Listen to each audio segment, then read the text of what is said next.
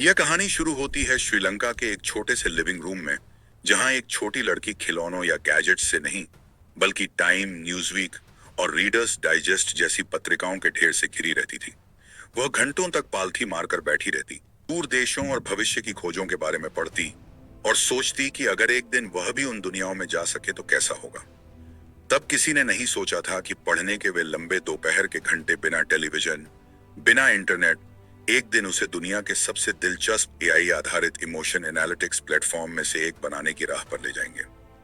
लेकिन doctor Shahani Marcus को समझने के लिए हमें उस पल तक लौटना होगा जब उन्होंने परंपरा की बजाय जिज्ञासा को चुना। श्रीलंका में जन्मी और पली बढ़ी शाहानी का बचपन एक ऐसे परिवार में बीता जहां शिक्षा को बहुत महत्व दिया जाता था। उनके माता पिता का सपना था कि वह डॉक्टर बने, सफेद कोट पहनकर लोगों का इलाज करें। शाहानी ने भी ईमानदारी से ऐसा रास्ता चुना जिससे सभी संभावनाएं खुली रहें। सेकेंडरी स्कूल के बाद उन्होंने गणित और प्राणी विज्ञान, जूलॉजी तमापान की पढ़ाई की ताकि आगे चलकर मेडिकल में जाना आसान हो। लेकिन उनके भीतर कुछ और था, कुछ जो अलग रास्ता चुनना चाहता था। उन्हें संख्याएं पसंद थीं, उनकी निश्चितता, उनकी लय और उनकी सादगी। उन्होंने सोचा मेडिसिन शरीर को ठीक कर सकती है, लेकिन गणित ब्रह्मांड को खोल सकता है। यही सोच उनके जीवन की पहली शांत बगावत थी। जब यूनिवर्सिटी ऑफ कोलंबो का प्रस्तावित कंप्यूटिंग प्रोग्राम सरकारी नियमों के कारण रोक दिया गया, तो शाहानी की योजनाएं डगमगा गईं। लेकिन किस्मत ने उनके लिए कुछ और तय कर रखा था। National institute of business management Washington (NIBM) ने उसी समय कंप्यूटर सिस्टम्स डिजाइन में नया डिप्लोमा शुरू किया और शाहानी ने तुरंत यह अवसर पकड़ लिया।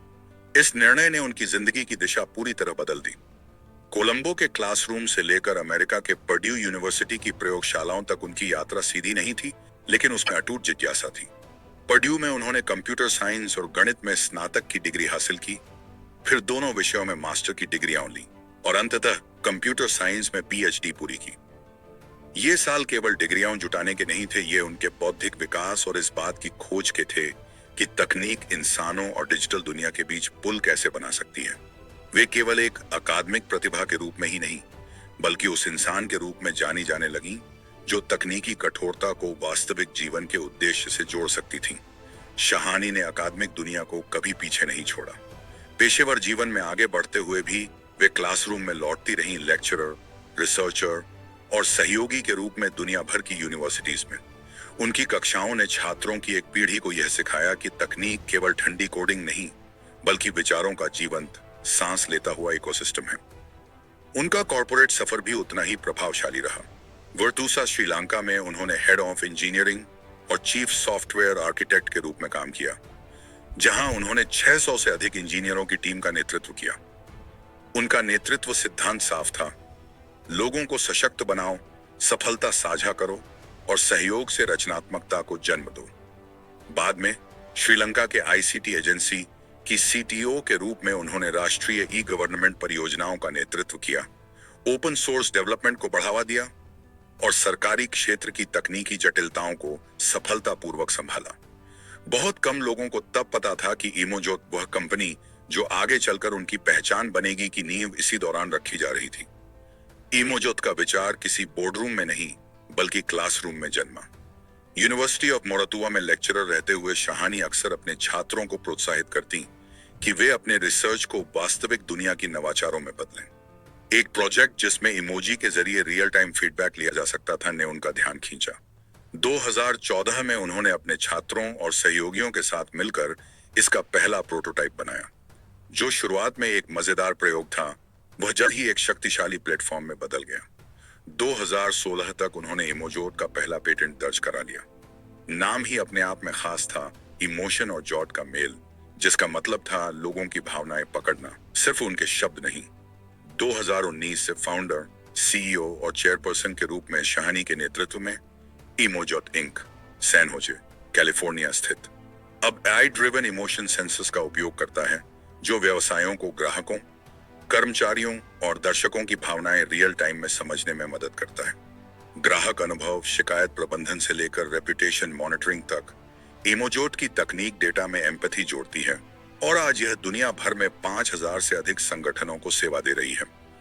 इमोजोट शाहानी का पहला उपक्रम नहीं था और आखिरी भी नहीं। इससे पहले उन्होंने ऑक्सेंटा की सह स्थापना की थी, एक एंटरप्राइज सॉफ्टवेयर कंपनी, जहां वे फाउंडिंग सीटीओ और प्रेसिडेंट रहीं। उन्होंने $1 अरब टेक एंड मिलियन स्पेसेस जैसी पहलें भी शुरू की, जो क्लाउड ट्रांसफॉर्मेशन और स्ट्रेटेजिक बिजनेस इनोवेशन पर केंद्रित थीं।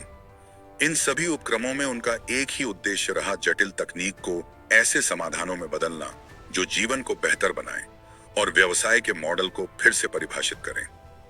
हर नेता की कहानी में कुछ संघर्ष होते हैं और शहानी ने भी कई झंझावात झेले। सरकारी परियोजनाओं में ब्यूरोक्रेसी की रुकावटों से लेकर एक छोटे द्वीप राष्ट्र से वैश्विक विश्वसनीयता बनाने की कठिनाइयों तक, हर चुनौती ने उन्हें और मजबूत, संयमित और रणनीतिक बनाया। उनकी उपलब्धियों ने उन्हें केवल एक तकनीकी विशेषज्ञ नहीं, बल्कि एक विचारक बना दिया जो अकादमिक जगत, उद्योग और नवाचार के बीच पुल का काम करती हैं। फिर भी वे अक्सर अपनी सफलता का श्रेय अपनी टीमों और उन विचारों को देती हैं जिन्हें उन्होंने पनपने दिया। आज शहानी मार्कस से आई इमोशन एक ह्यूमन अंडरस्टैंडिंग के संगम पर खड़ी है। इमोजोट के जरिए वे यह साबित कर रही हैं कि तकनीक भी महसूस कर सकती है कि डेटा में भी भावनाएं होती हैं और मशीनें इंसानों को एक दूसरे को बेहतर सुनने में मदद कर सकती हैं। उनकी कहानी त्वरित सफलता की नहीं, बल्कि निरंतर पुनर्निर्माण की है, उस लड़की की जिसने दूर देशों के बारे में पढ़ा और फिर अपनी ही दुनिया बना ली। और जैसा कि वे अक्सर कहती हैं, emotion is the new data frontier. शायद इन्हीं शब्दों में उनकी यात्रा का रहस्य छिपा है और उनके अगले अध्याय की शुरुआत भी।